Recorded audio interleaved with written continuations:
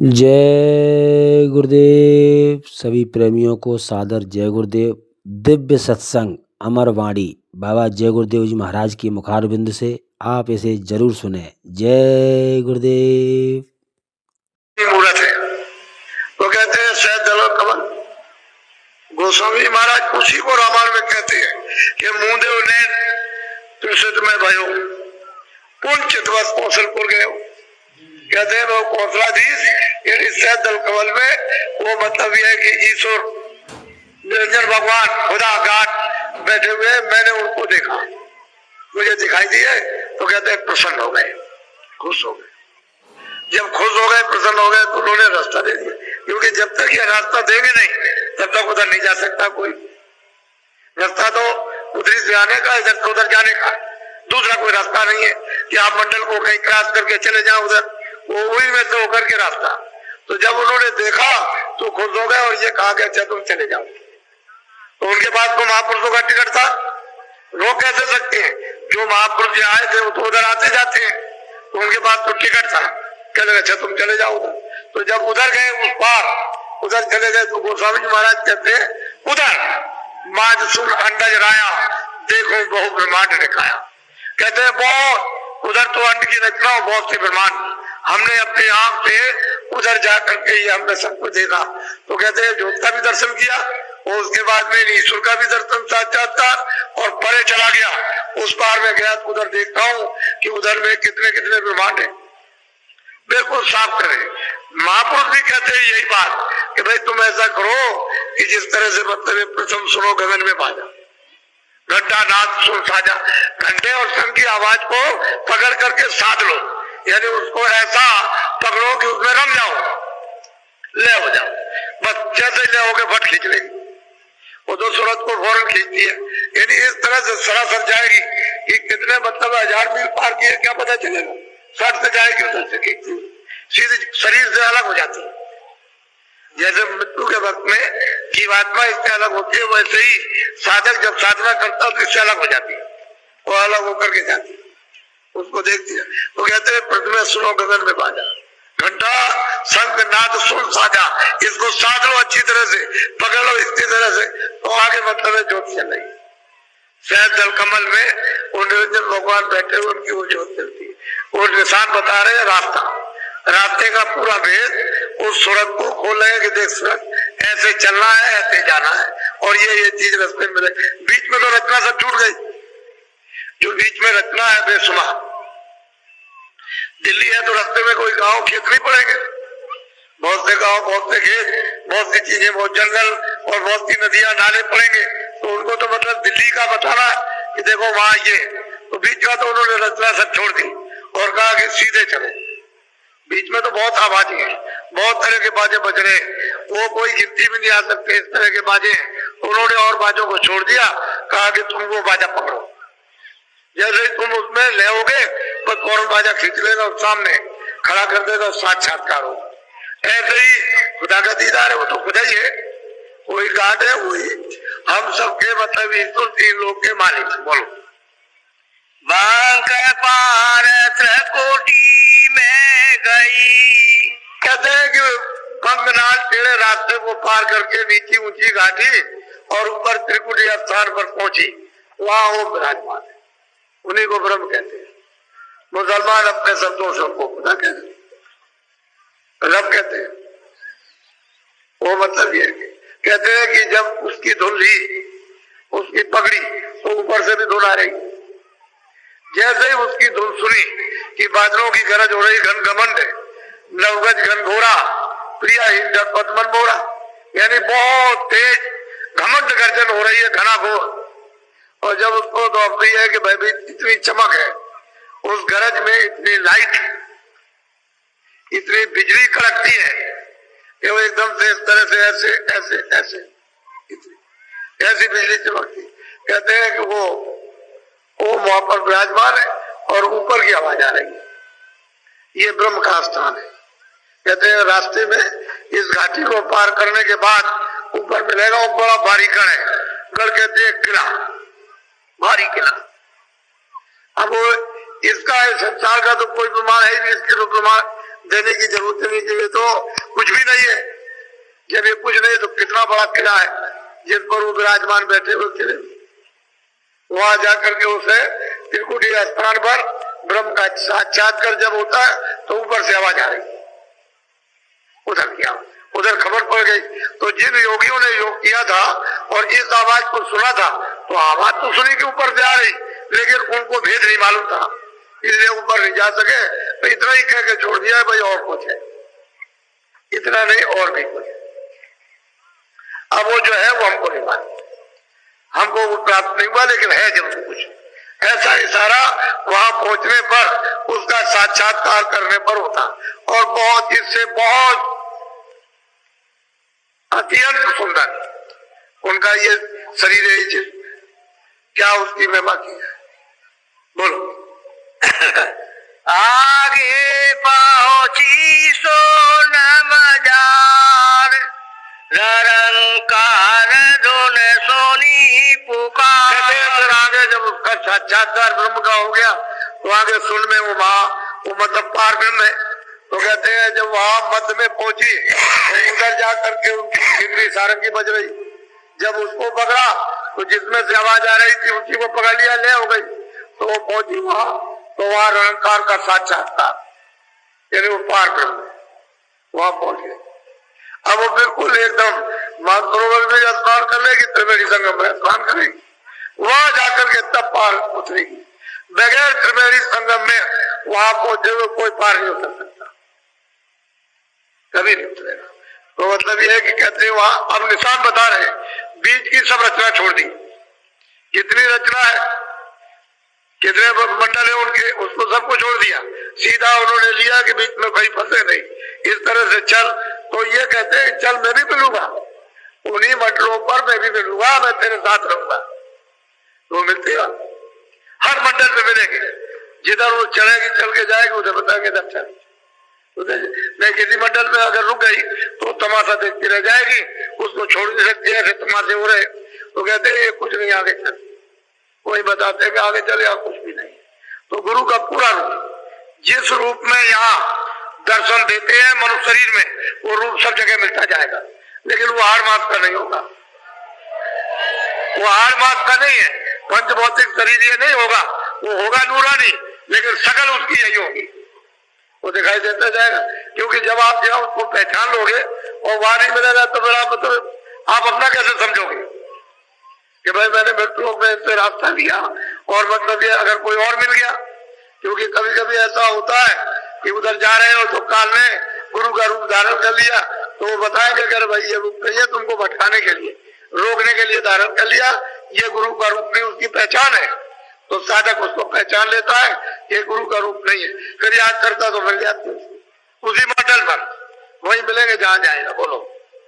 किंगरी और सारंगी सोनी, मान सरोवर चरे चरे गुनी। कहते किंगरी सारंगी अद्भुत, ये पहले स्थान से दूसरे स्थान से अद्भुत बाजे मिलेगा एक सी। अब उस बाजे की क्या महिमा की है, कहते हैं कि उसको सुनती है, मातृभूमि में स्नान करती है, आवाज नहीं छोड़ती, उसका दर्शन भी करेगी और फिर चलेगी त्रिवेणी में प्रवेश होगी, वहां उसका उस धारा में स्नान होगा। तो उस धारा में कोई गंदगी तो है नहीं है जो यहाँ की गंदगी है, कोई कालमा है या रजोगुण है, तमोगुण है, सतोगुण है, या मतलब शब्द पर जरूरत, ये सब कुछ नहीं है वहां। वहां तो धारा है कि वो जो ऊपर से उधर से जो उतार करके लाए काल को और माया को, उस धारा को छुड़ा देते, जो सत्य धारा उसको पकड़ा देते। क्योंकि वो जिस धारा से उतर करके आए हैं वो धारा बराबर काम कर रही है। एक तो मतलब ये एक नेगेटिव और पॉजिटिव, एक धारा फेंक रही है, एक धारा उसको वापस ले जा रही है। इस तरह से दो धाराएं उधर से आई हुई है। अब ये भेद किसी को पता नहीं है कि उधर में एक फेंकने की और एक वापस करने की, खींचने की, ये दो धारा। अब जब तक कोई जानेगा नहीं तब तक उस धारा पर जोड़ नहीं सकता, यानी बैठा नहीं सकता। उस शब्द पर, उस नाम पर, उस आवाज पर, उस बाजे पर नहीं बैठाएगा तो जाएगी नहीं, ऊपर नहीं चल सकती।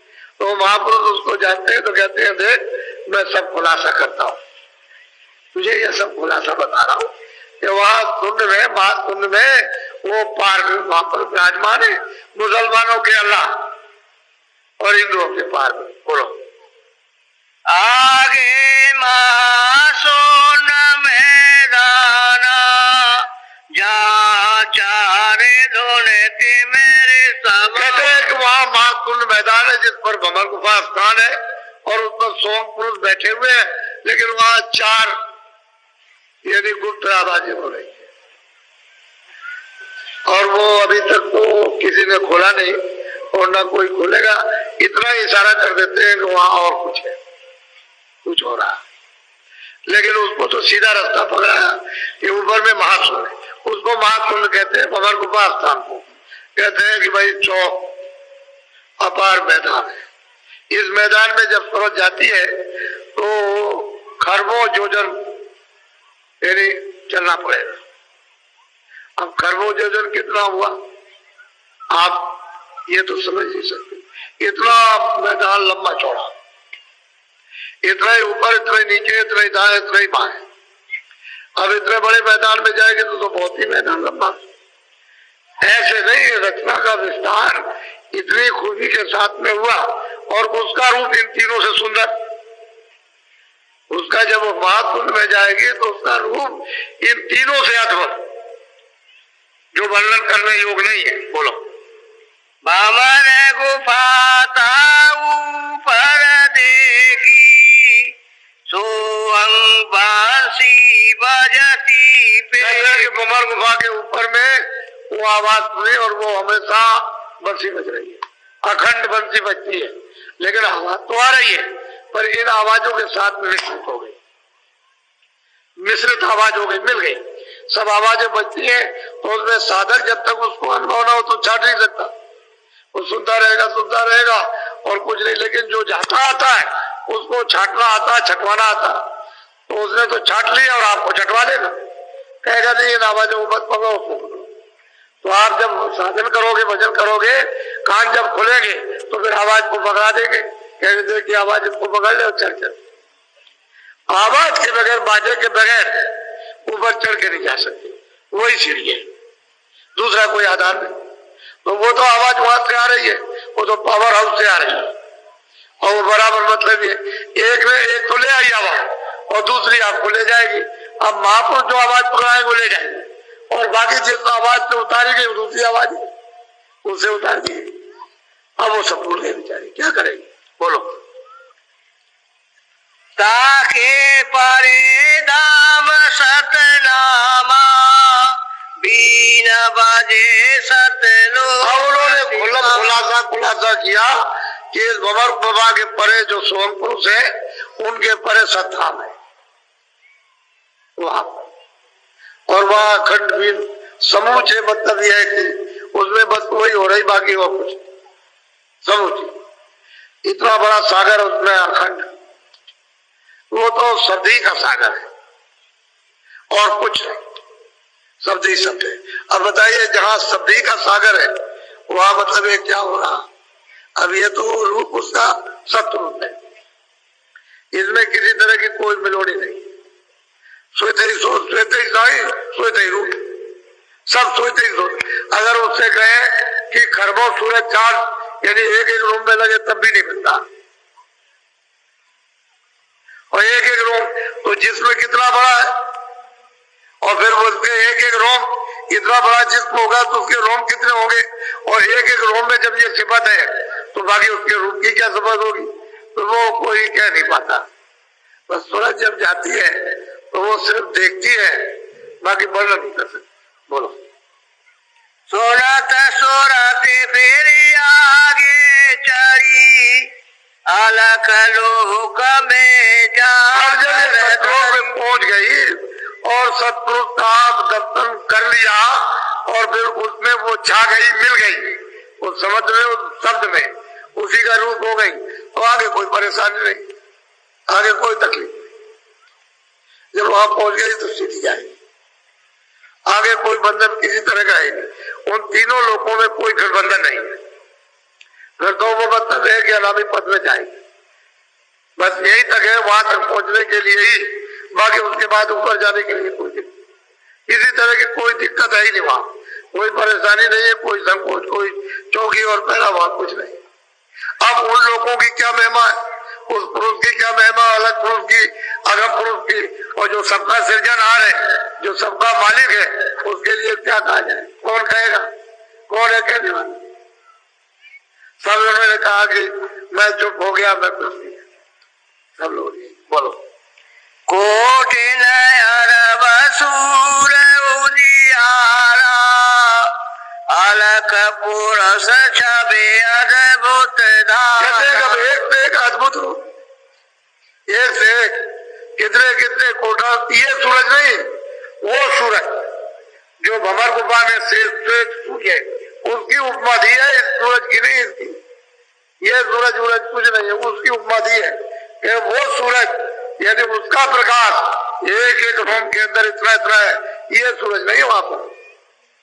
इसका प्रमाण वहां महापुरुषों ने कुछ नहीं दिया कि आप कह दोगे चांद सूरज होगा, ये होगा, मतलब ये नहीं, वो सूरज, उसका प्रमाण दिया। इतना मतलब एक एक रोम में उसके प्रकाश और उसकी शोभा, उसका रूप है कितना सुंदर, कोई वर्णन नहीं कर सकता। बोलो। तासे अगम लोक को चली अगम पुरुष से अब वो सूरज किधर से, उन्होंने जो बताया कि देख सूरज चल, तो उधर में फिर अलग लोग से चढ़ गई, अलग लोग पुरुष का तो दर्शन हो ही गया। अब ऊपर में चढ़ी तो अगम पुरुष में उसका, अगम पुरुष उससे भी सुंदर, उससे भी सुंदर, वो कितना बड़ा है। इसी अगम पुरुष की काया महासंघ की है, महासंघ जोजन की काया है। ये शरीर जो उनका है, यानी महासंघ जोजन का। अब आप अंदाजा अपनी बुद्धि से लगाओ कि महासंघ एक जोजन का 4 कोस, तो महासंघ उसका शरीर है, तो देश कितना बड़ा होगा, ये सोचिए। शरीर ही इतना, तो उसके एक एक रोम में ये कितने सूरज और कितने चांद यानी रोशनी करते हैं। अब जो अनामी पुरुष है उसका क्या बयान हो सकता है, उसके ऊपर में जो अनामी पुरुष है उसका तो कोई बयान ही नहीं कर सका, ना कोई कर सकेगा। वो तो उसमें गिर करके वही रूप हो गई, वही रूप, दूसरा कोई रूप ही नहीं, वही हो गई। वो कोई न बयान कर पाया न कर सकेगा। बोलो।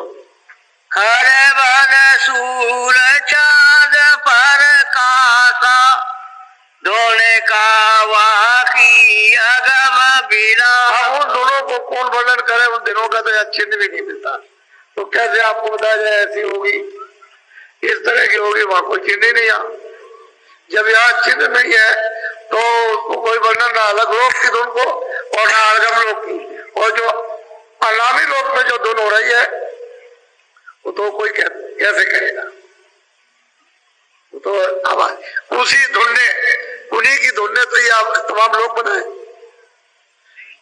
अगर वो धुन चारों तरफ यानी नहीं फैलती तो वो लोग नहीं बनते।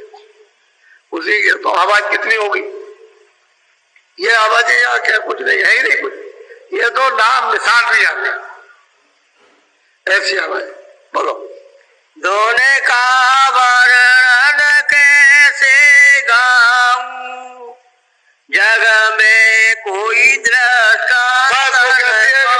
कहते हैं देख सूरत, देख तू खुद देख रही है कि इस धुन का कैसे वर्णन किया जाए, कोई जगत में कोई नमूना, कोई चिन्ह तो है नहीं है जो उसको बता दिया ऐसा होगा, ऐसी धुन होगी, ऐसी होगी, ऐसा उसका रूप होगा। नया रूप है ना उसकी कोई आवाज, तो वो जब चिन्ह नहीं है तो कैसे बता दे। अब ये सूरत बहुत देख रही, लेकिन आपके लिए उसमें कितना ऊंचा, ये भी पूरी हो गई, जो आप पहुंच गए पूरा हो गया। मीराबाई भी पहुंच गई इसी तरह से, यही रैदास जी ने बताया था। यही काशी में रहते थे, जूते काटते थे, जूते अपने काटा करते थे, जो आ जाए पुराने जूते। धीरे धीरे धीरे धीरे जब इनकी शोहरत हुई, लोग जानने लगे, तो उस समय बड़ी छुआछूत थी, बहुत बहुत छुआछूत। तो किसी ने उधर सुना राजस्थान में कि काशी में एक महात्मा रहते, तो लोगों से यहाँ काशी में गंगा स्नान करने आए, तो पूछा उन्होंने, यहाँ रैदास जी कोई महात्मा रहते? अरे कह लगे वो तो चमार है, जात के चमार है। कह लगे नहीं हो चुमार होंगे लेकिन हम दर्शन करना चाहते हैं। तो कह लगे आप उजाले में मत जाइए, अंधेरा हो जाए तब जाइए, नहीं आपकी बड़ी बदनामी होगी